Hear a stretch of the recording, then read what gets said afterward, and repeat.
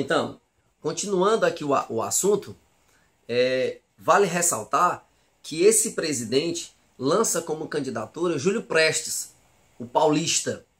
Logo, Antônio Carlos Ribeiro de Andrada passa para o lado da oposição, que era a Aliança Liberal, que era formada pela oligarquia do Rio Grande do Sul, pela Paraíba, e agora tinha a ajuda do Antônio Carlos Ribeiro de Andrada.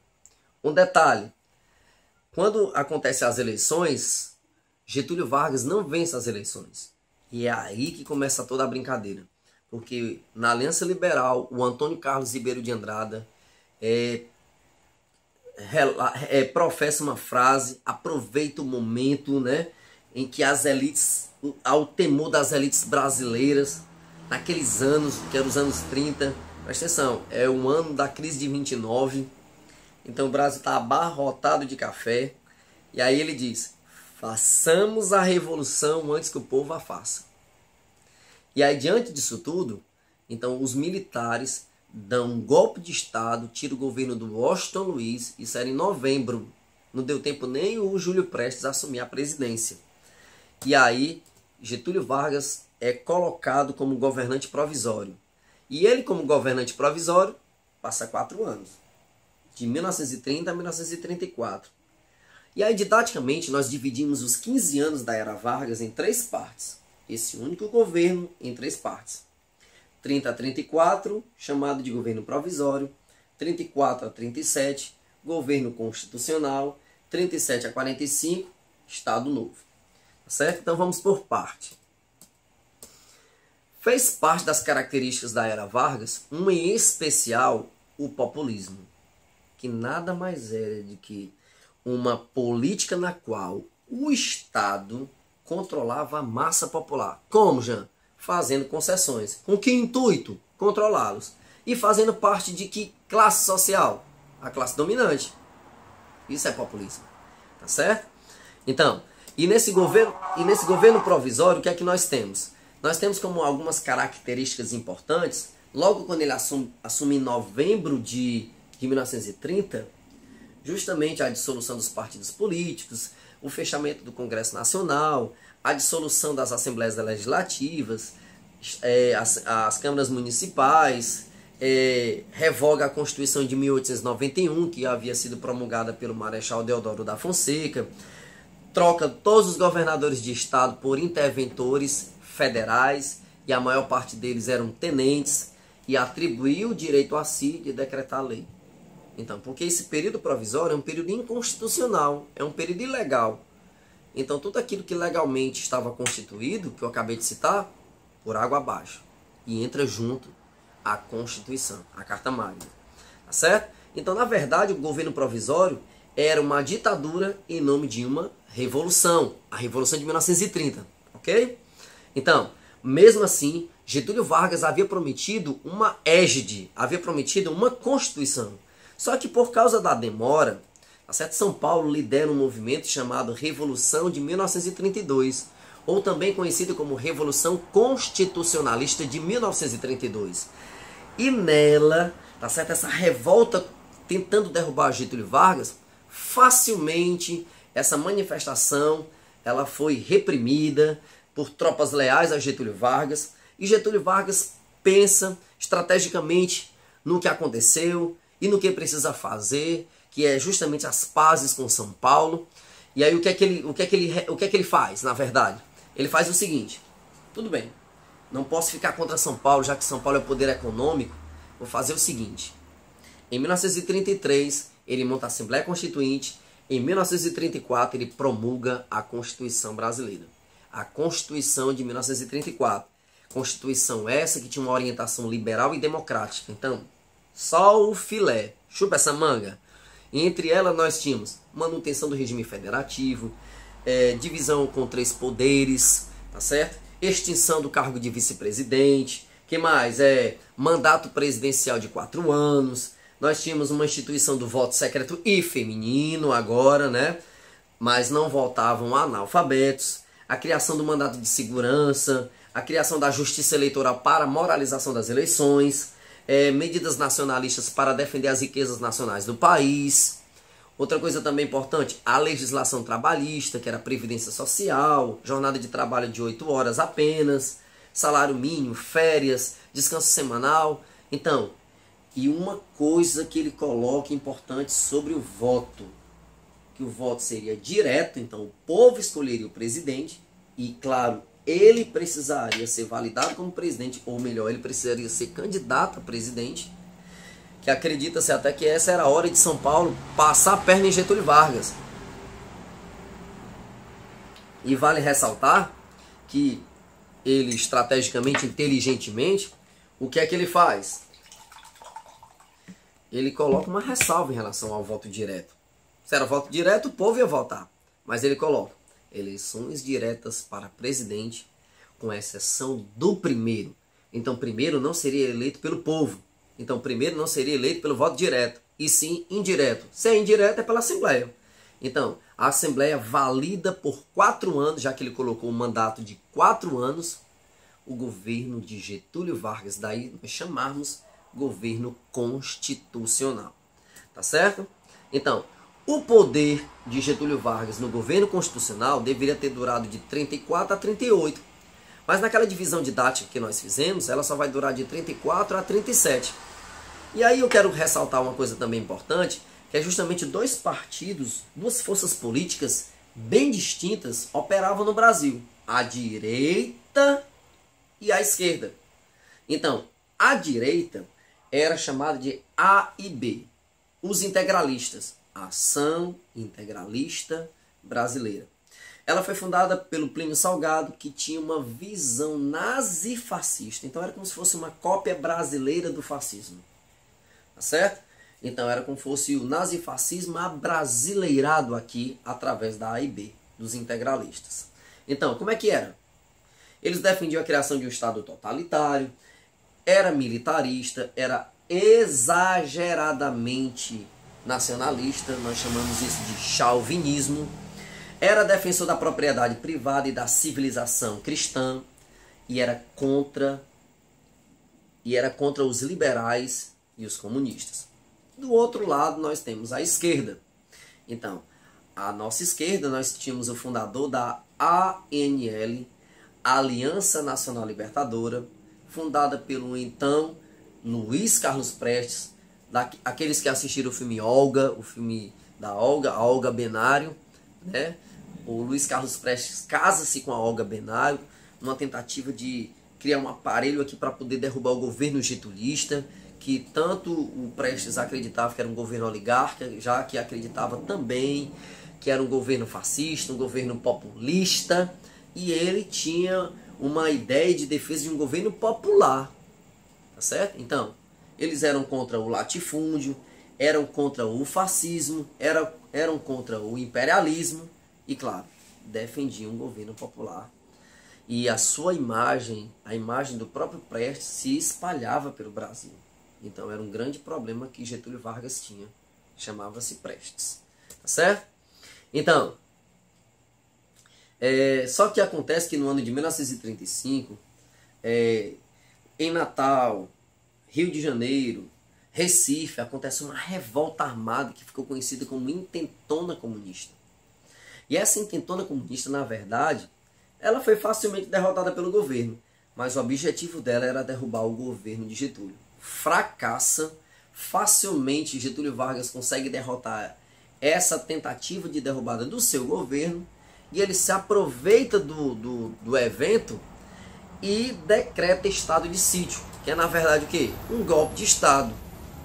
Olha só, o governo dele ia de 34 a 38. Como acontece a Intentona Comunista, ele acusa os comunistas e faz essa propaganda nacional contra o comunismo.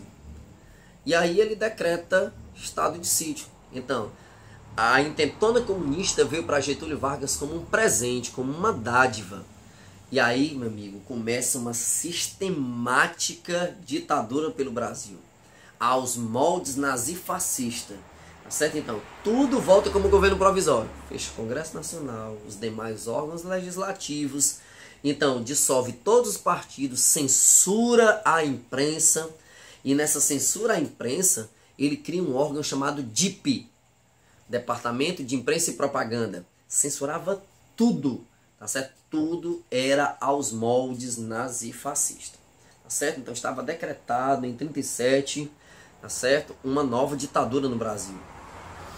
E aí dentro dessa questão toda, o próprio Getúlio Vargas, através da censura com o DIP, ele autopromoveu o Estado. Então, existia um forte culto à pátria, ao nacionalismo sobretudo, o endeusamento do ditador. Então, era conhecido no Brasil como o pai dos pobres. A gente pode até fazer um complementozinho também como a mãe dos ricos. Ele era o pai dos pobres, mas também era a mãe dos ricos. Tá certo? Havia uma caça implacável aos oposicionistas, como prisões ilegais, torturas, mortes. Tudo percorreu esse longo período de 37 a 45. Tá certo? Então, e claro, a censura que autopromovia o Estado a anestesiava diante do crescimento econômico. Tá certo? Então, para muitos, Vargas era considerado o guardião da liberdade, o pai dos pobres, né, da família, do espírito cristão. Então, tudo isso trouxe essas características para o governo de Vargas. Só que em 37, Vargas ele outorga uma nova Constituição, já que ele revogou aquela liberal e democrática que ele havia promulgado, a de 34. Quando chegamos em 37, que é o Estado Novo, ele outorga uma Constituição.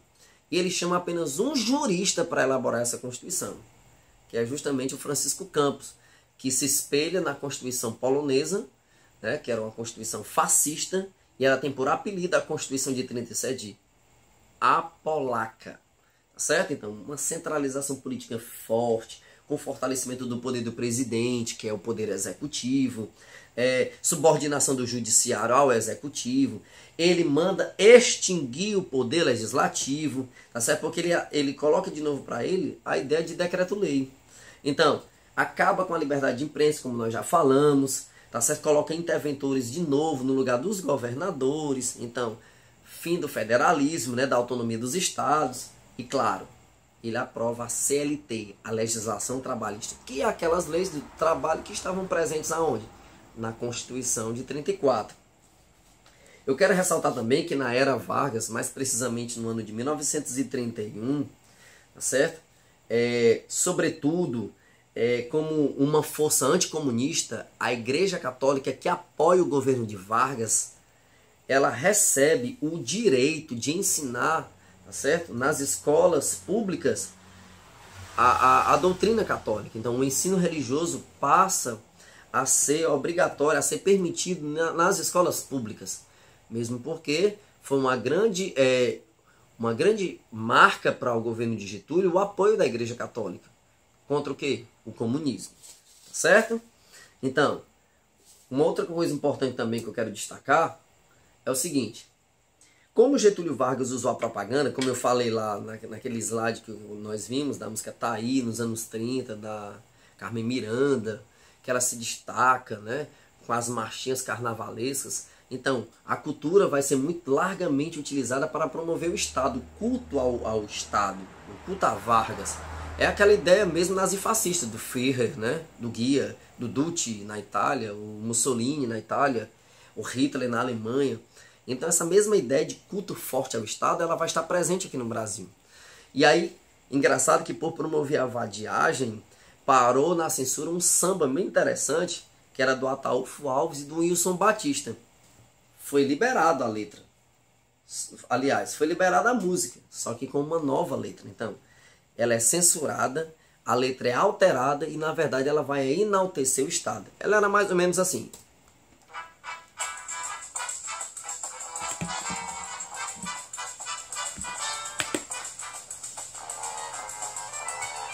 Quem trabalha é que tem razão, eu digo e não tenho medo de errar.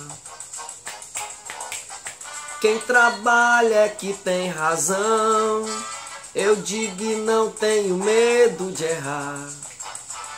Aí ele fala, ó, o bom de São Januário sou eu que vou trabalhar. Ele diz, o bom de São Januário leva mais no operário, sou eu que vou trabalhar.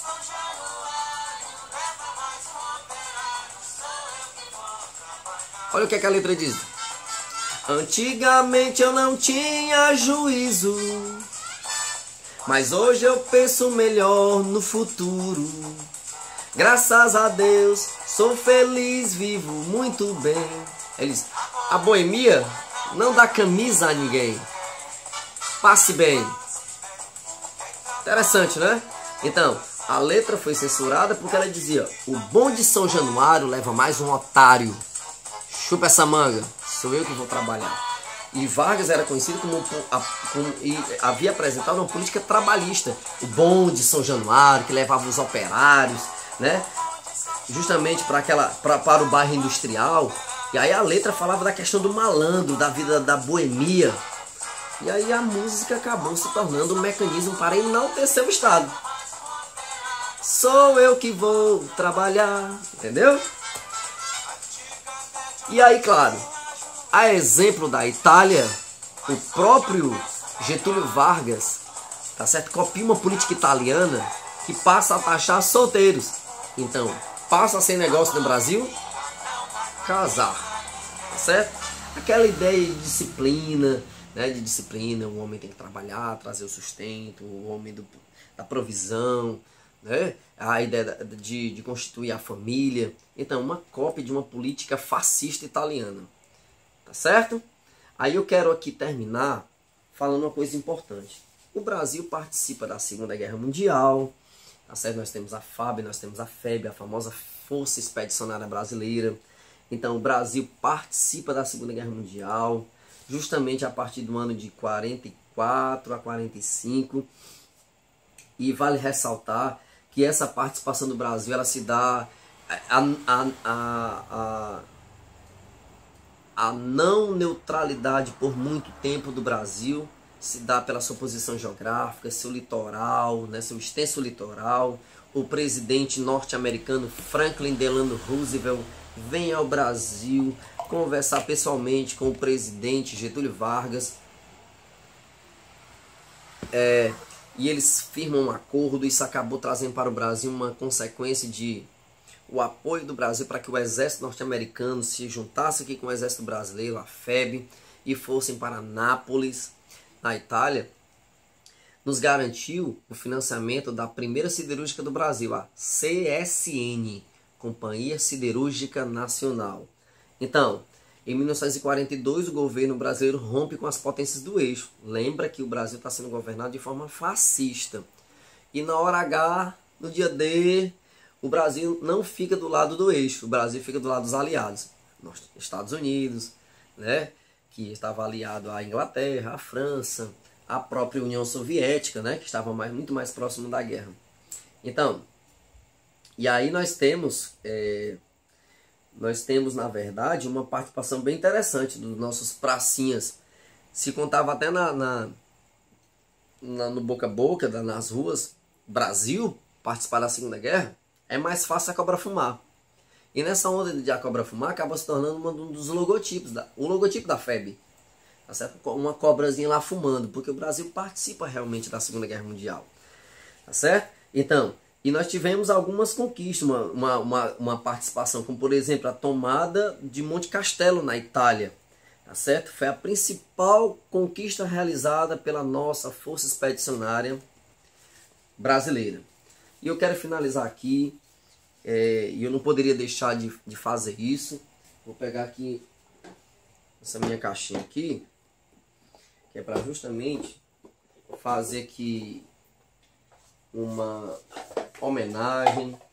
Vou pegar aqui as minhas medalhas da 7ª edição da Olimpíada Nacional em História do Brasil. Tem 2 que ficaram comigo, 2 ficaram com o excelentíssimo coordenador do nosso 2º ano, Gilson Rebouças, uma pessoa maravilhosa, um bom cristão, um cara que nos acompanhou, tá certo? Todo esse processo seletivo, tá certo? De construção, de resolução de questões, viajou conosco nas 4 equipes que foram para a final.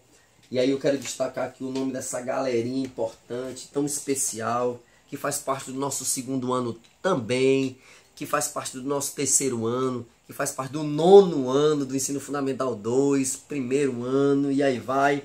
Eu queria destacar aqui o nome dessa galerinha todinha aqui, ó. Olha o nome das equipes. Filhas da História, Catarina Esté, Lara Guiar, Ana Silvia, Cobras Fumantes, Pedro Ângelo, Caio Figueiredo, Odilon Breno, Pavão Misterioso, a equipe Pavão Misterioso, Vitória Pinheiro, Camille Nogueira e a Isabel Gadelha, que faz parte do 3º ano. E claro, eu não posso deixar de ressaltar a equipe Guarani, que é Ivo Espíndola, Heitor Montenegro e o famoso João Arthur, certo? Então essa equipe aqui, olha, eu queria parabenizá-los, tá certo? Eu me sinto muito honrado em externar, em esclarecer diante aqui de vocês que nós temos alunos maravilhosos, vocês são uma equipe maravilhosa e que para mim foi um privilégio, digo por mim, foi um privilégio estar com vocês, com essas medalhas aqui, que para mim, olha, cara, nada vai pagar o que nós passamos lá, de estar naquela final, os alunos lá naquela tensão, naquela pressão, naquele aulão que foi maravilhoso lá no hotel, tá certo? A viagem que por mais que tenha sido cansativa, por causa das conexões e tal, mas foi uma vitória muito grande. Fomos os 300 finalistas de mais de 10.000 equipes que participaram.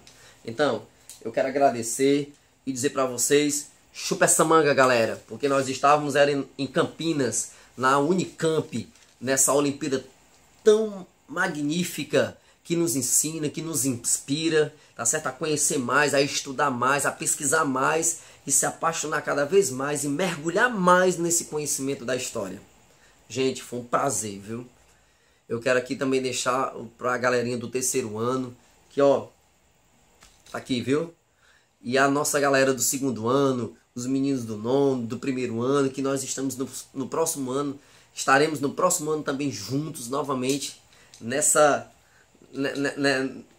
viagem toda que é a Olimpíada, tá certo? Quero agradecer a vocês todos que estão na CICE, que é um evento maravilhoso.